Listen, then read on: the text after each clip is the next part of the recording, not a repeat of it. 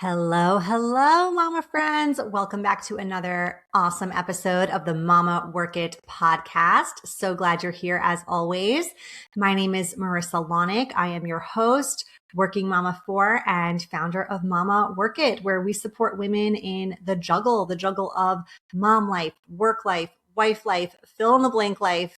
Today, mama friends, we have a guest, which I always love, but we are talking GLP-1s. If this is something that has recently or not so recently entered into your vocabulary, if you're curious about it, if you are someone who is looking to lose some baby weight or just lose some weight in general, this is an episode you're going to want to hear. Mary Stewart is a registered dietitian, nutritionist, GLP-1 success coach, and the founder of Cultivate Nutrition, a virtual nutrition practice designed specifically for ultra busy women who want to feel better, have more energy, and simplify healthy living. Through her signature program, Prime Your Body, and her high touch coaching, Mary helps women create sustainable habits that actually fit into real life, not add to the overwhelm. Before launching Cultivate Nutrition, Mary spent over a decade in corporate sales, traveling coast to coast to help organizations build healthier, more productive workforces. As a working mom herself, she deeply understands what it's like to juggle a demanding career, a growing family, and personal well-being. And with nearly 20 years of experience as a dietitian, her mission is to help women cut through the noise, ditch perfection, and focus on the simple, foundational habits that create lasting results. She lives in Dallas, Texas with her husband and two amazing kids. She is a devoted coffee enthusiast, travel lover, and a sauna workout fan. Mary, so excited to dive into this conversation. Thanks for being here. Thank you, Marissa. Thank you so much for having me. I'm really excited. Good. Okay. Well, you've spent nearly 20 years as a dietitian. You're also a working mom. What made you decide to focus specifically on helping ultra busy women with weight, energy, sustainable health? Tell us a little bit more about your journey. Yeah, so my journey started really 20 years ago. When I became a dietitian, my passion was all around preventive care and prevention. So I really wanted to work with people to help them to establish healthy habits that would then reduce their risk of developing chronic diseases or chronic conditions. And I really wanted to meet people where they were and where they literally spent most of their waking hours, which we all know is at the workplace. And so that led me to want to work in corporate wellness, which, like you said in the intro, I did. I worked as a national sales manager for over 10 years. And it was during that time that I really learned how to manage and keep up with my own health and my own health habits. And it wasn't always easy and I didn't always get it right. But what I learned was that how I felt significantly impacted the success in my life. I think we all know that. We all can relate to that. And it was, how I felt, impacted how I showed up in the boardroom, right? It impacted my stamina to be able to travel week after week. It impacted my ability to, get pregnant and have children and then show up for my children the way that I wanted to. So when I started Cultivate Nutrition, I knew that exactly who I wanted to work with, which were women like you, like me, right? Who we are juggling so much and we value our health and we want to prioritize our health, but sometimes it can feel like a lot. And so I love coming alongside women and helping them to navigate that while they're juggling all the things and living a busy lifestyle, but still being able to prioritize their health. Yeah, and it can feel like a lot. It can almost feel like another thing on our very lengthy to-do list. I want to share something if it's okay with you, and I think you'd be in full agreement with this statement. I went to this women's circle years ago, and it was run by a therapist, a mom. She's incredible, and she asked us all, like, what's your most important value? What's the most important thing that you really lean into in life? And people had all these beautiful answers, of course, but no one said the thing that she told us that should be number one on all our priority lists when it comes to values, and that's our health. And I think we tend to put that last because we're so busy taking care of other people, other things, prioritizing those things that we forget how necessary that component is. Like you said, when you felt your best, it affected how you showed up at work, how, maybe now you show up as a mom, all of those things. And so that really stuck with me because it is true. Like when we don't feel our best, we can't pour in to others and do all the things we're doing for others, all those selfless acts at full capacity. And so it's a little bit counterintuitive, I think, for people to prioritize their health first and foremost, and whether that's weight loss or just healthy eating or whatever it is. But I think it's such a necessary factor. And if you listening are struggling with that, I wanted to share that with you. And I know Mary's going to share so much more amazing information about this because it really is a critical component for how you mom, how you work, how you wife, how you all those things. Mm-hmm. Yeah, you're exactly right, Marissa. And it's not just critical. It's like, it's essential. It's Yeah. essential. It has to become a non-negotiable. And it's not that you have to do everything and quote, do everything. There's lots of, nutritionists and wellness people out in the world that say, oh, you got to do this and you got to do that. It's not about doing it all.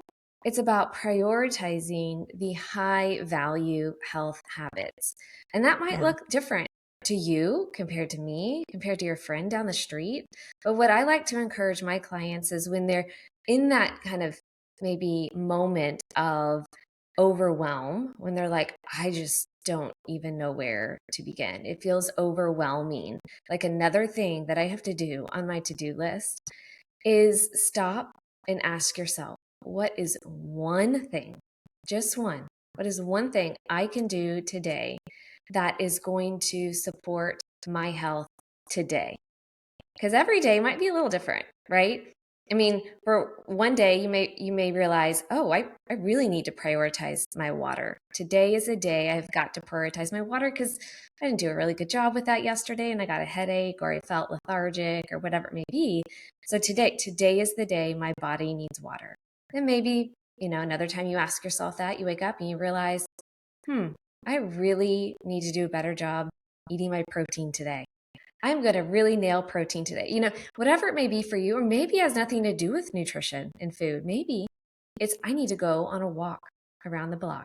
I need to move my body. I need to reduce stress, and I just need to walk. So, really, just trying to not think of all the things, but boil it down to just one thing that is manageable for you that day that's going to make an impact for you, your health for that day. So good. Yeah, because the overwhelm can be paralyzing. So I love that. And the water for me tends to be the thing often I need to prioritize. So thank you for that reminder. All right. So for the mom who keeps hearing about GLP-1s, but maybe feels confused, overwhelmed, can you explain in simple terms what these are and how they work? Yes, absolutely. So I get this question all the time. So I'm really glad that you're asking because I know a lot of people are thinking the same thing. So, first of all, I do have a full training that dives really deep into this on my website. But for today, let's talk about at a high level what GLP-1s are. And GLP-1 stands for glucagon-like peptide 1. So it is a peptide hormone that our body actually naturally produces in response to when we eat. And it does a couple of really neat things in the body. Number one, it helps to regulate our blood sugar. And it does that by acting on the pancreas. It's going to help release insulin. It's going to decrease glucagon, and it's going to help regulate your blood sugar. The second thing that it does is it's going to help to reduce our appetite. And it does that by influencing our hunger hormones. So you might have heard hunger hormones like leptin and ghrelin. So it influences those to reduce our appetite. We also have these really, it's really neat. We have all these GLP-1 receptors throughout our body. So we have them in our pancreas, we have them in our intestines, we even have them in our brain, and specifically the hypothalamus, where it will then stimulate neurons to reduce our appetite. Okay, so it's regulating blood sugar, it's regulating our appetite. The third thing that it does primarily is that it slows down our gastric emptying. So basically, it slows down our digestion. So all of that is happening naturally. Now, you're probably thinking, okay, but what about those medications that I'm hearing about all the time? And, maybe you have friends that are on them. Those are called GLP-1 receptor agonist medications. And those medications now have been around for 20 plus years, and they are a very powerful tool. And the analogy that I like to use, they're very similar, not the same, but they're similar to our natural GLP-1. The analogy I like to use is a coffee analogy. So you said at the beginning of the intro that I love coffee, and you're right, I love coffee. And Marissa, do you like coffee? I do like coffee, but I don't consistently drink caffeine like purposefully. So, Purposely. Okay. Well, you might, since you occasionally drink it, sounds like, you might resonate with this analogy too. Okay. So think of your natural GLP-1 as just one shot of espresso. Okay. yes. Your GLP-1 receptor agonist medications, that's like taking 4 shots of espresso. So the intensity of these medications are much, much greater compared to our natural body's, response and the mechanism behind it. So that's why you're seeing such strong results when patients are on this medication. In fact, we have seen a 700% increase in this medication over the last 5 years. So Wow. it certainly is not, I don't think this medication is going anywhere. And for the right population, can definitely be a very powerful tool. Okay. Yes.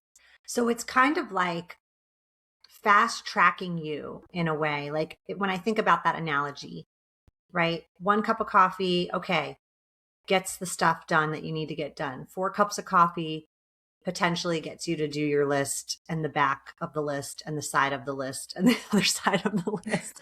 It just gives you tons more energy, right? To be able to get that done. But it could also make you like jittery and anxious. Are there side effects we need to be concerned about with regards to this? Yes. So just like any medication out there are definitely side effects that you want to be aware of. And I will say for the most common side effects are digestive related. So think nausea, uh, constipation, diarrhea. Those are some of the most common. But I will say, with the right overall nutrition framework and overall lifestyle framework, usually those symptoms will be eliminated. So those are the most common. But again, making sure that you're following in the right framework, most clients feel just fine. But that's one of the reasons why it's so important that you have the right team in place. That obviously includes the right physician to make sure that that physician, that doctor, is managing those symptoms properly. A couple other symptoms that I've seen very occasionally at times is too low of blood sugar, which can cause other issues as well. So that's something that needs to be managed. Got it. So those are Okay. some of the common symptoms. Yeah. Yeah. You are very clear in your coaching and your practice that GLP-1s, they're a tool, they're not a solution. So, talk to us about what you do, what else is in that toolkit for weight loss when you do work with clients who are taking GLP-1s. Yes, absolutely. So You're right. I mean, GLP-1s is a great tool. And the analogy that I like to use when, as it relates to, just being a tool in your toolbox is GLP-1s they're like a ladder, right? So they can help you reach new heights.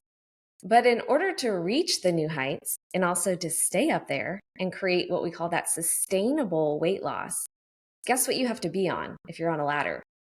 You have to be on a solid foundation, right? We can't put our ladder in mud. We can't put our ladder on a bunch of rocks, right? Like we need a solid foundation. And so that's an area that I would say close to 95% of people really need to hone in on and focus on as they are either before they start the medication or as they are on that medication so that they can maintain, so they have a good experience on the medication, but also maintain that weight loss. So what is that solid foundation? So there are several tools that we can lean on, but there's what I call a GLP-1 nutrition framework that I like to follow.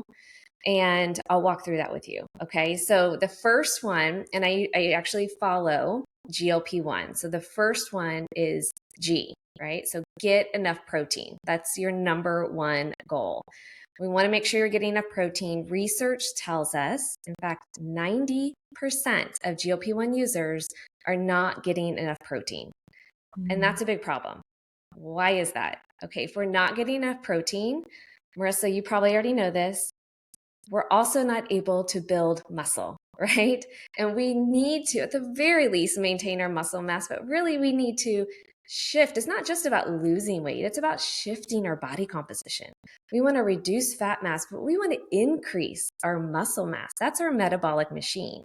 And that is what we need for longevity and to support our metabolism and to create that metabolic health that's going to give us that sustainable weight loss and be able to better manage our weight. So if we're getting adequate amounts of protein, that's going to help with that. Of course, exercise is another key component to that equation. But getting enough protein is going to be key. So that's the G, get enough protein. The L is load up on fiber. So research has also shown that GLP-1 users are only consuming about 50% of the daily recommended amount of fiber than they should. And that's a big problem because if we're not getting enough fiber, guess what that's going to impact? Our digestion and the symptoms, the side effects that we were talking about earlier, it's going to affect those side effects. It's going to lead to things like constipation and digestive distress. So we've got to make sure we're leaning into fiber. And then we could do a whole podcast on fiber alone. But in short, that's going to be really important for your overall gut microbiome and making sure that we are supporting that so that you maintain that weight loss. Okay, so we've got the G, get enough protein. The L's load up on fiber. The P is prioritize hydration. So again, and you said it, Marissa, yourself, I have about 90 to 95% of my clients, when they come to me, they're not getting proper amounts of water in. And that is going to be the number one place that we always start to ensure that we are preventing those side effects from the GLP-1 medications. So making sure you're getting adequate amounts of hydration. Yes, that includes drinking water, but it also means eating enough fruits and vegetables. And we also know studies have shown GLP-1 users are not eating enough fruits and vegetables. When we do eat enough fruits and vegetables, that's contributing to our hydration status. Even things like teas, right? And broths, all of that is going to help contribute to our overall hydration status. All right. So the last one is a one. So one small nutrient dense meal at a time. So when you're on a GLP-1, we talked about this earlier, it suppresses our appetite, right? And we're just not going to eat the same amount of food than we historically have. So what does that mean? That means that every single bite that we take really matters. We've seen, based on studies, that GLP-1 users are deficient in many micronutrients. So micronutrients like vitamins A, C, E, D, K, choline, magnesium, potassium, calcium, iron.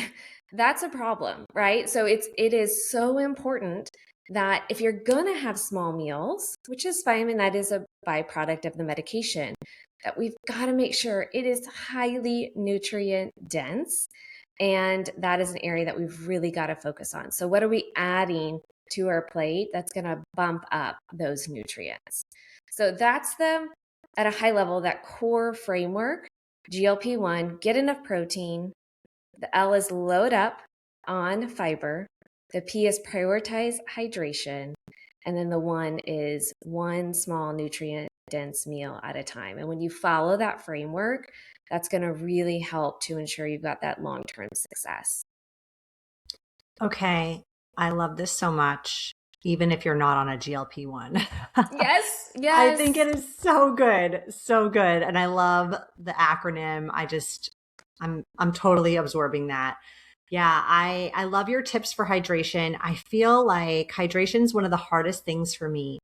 And a big part of that is because I always have a water bottle, but I also have 4 kids, and inevitably somebody's water bottle is either forgotten or empty. And what do? They reach for mine. And once they reach for mine, I don't want to touch it anymore. I'm like skeeved out. There's backwash in there, kid germs. I mean, I would drink it if I absolutely had to, but like I normally I'm like, okay. So I'm chronically dehydrated because of this water issue. But what I've started doing, like, I mean, it's been a while now, but I do an herb tea in the evenings to like help get my water intake for the day, which it's not always there, but it helps. And I don't know if you're an herb tea drinker. I feel like 100 years old when I tell people I do this, but I love yogi tea because it gives you this little like affirmation on the tea bag, little message. So it's just like a fun part of my day that I enjoy. And now I definitely feel 41 saying that. Marissa, I love this so much. We are just two peas in a pod because I do the Okay. same thing. Yogi is a great brand. Traditional Medicinals is another of one of my favorites. And in fact, my daughter and I do it together, and she's 11, and I love it because Oh, we so we do sweet. read those little affirmations together on there, and we have a whole tea caddy with all the different options. So we make it fun. We make it Fun. like a Yeah. fun experience. And now I love that that's a part of not only my routine, but her routine too. You know, if she starts to feel Yeah. a little tickle in her throat, she's like, "Oh, Mama, I need to get my tea out." I'm like, "Okay, let's go get our tea." And it's just fun. So I love Yes. that. And that's, what a great way to hydrate, and it flavors the water, but you're also, getting so much benefit out of it. And there's so many different types of teas that support our health. And since we are on the conversation of weight management and weight loss, green tea is one that I would highly recommend to lean into. Now, that does have a little bit of caffeine, so if you're sensitive to that, be aware of it. But green tea, there are compounds in there that can help support overall weight loss. And but even if your goal is not weight loss, there's still antioxidants in there that are going to be Hmm. really powerful to help reduce inflammation in the body. So green tea, matcha tea, just be careful when you go to coffee shops and you order like, the teas there, because a lot of times they put all that added sugar in there that's not necessary. Yeah. Okay. Love it. Yeah. All right. So, what are the most, I mean, you kind of gave us a hint about how to use the GLP-1 as a tool, but what are some of the common mistakes you see with people who are using GLP-1s?